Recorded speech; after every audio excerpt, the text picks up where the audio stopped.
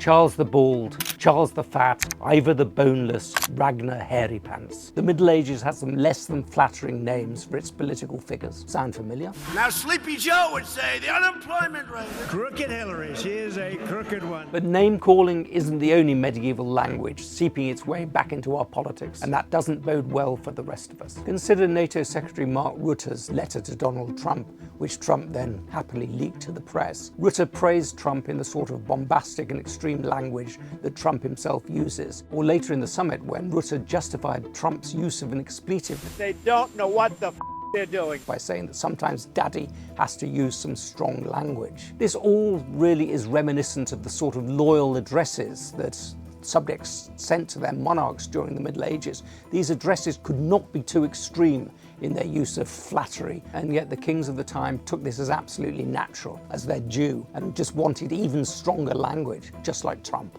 Iranian leadership's language over the recent bombing is yet another example. Iranians talked about the evil hand reaching into history and being covered in blood. The Iranian supreme leader talks about the little Satan, which is Israel, and the big Satan, which is the United States. Again, this is reminiscent of a world in which people thought that good was doing constant battle with evil, and in which the end of times were just round the corner. This is all a very far cry from the sort of bland, bureaucratic language that people in the past used to discuss international affairs. It'd be nice to think that all this middle-aged language is a passing fad, the result of Trump's narrow victory in the last election and the peculiar goings-on that we see in Iran, but I'm afraid it's not. What we're seeing all around the world is that the basic tenets of the Enlightenment are being reversed. We're seeing strongmen seizing control of countries, treating those countries as their private property, and seeing international affairs in terms of the war of egos. We're seeing religion once again taking a commanding role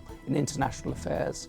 And we're seeing a brain-addled, short attention span public crying out for memes and nicknames rather than trying to understand the world in all of its incredible complexity. And whether we can survive all of this, especially in a world with nuclear weapons, is, I'm afraid, open to doubt.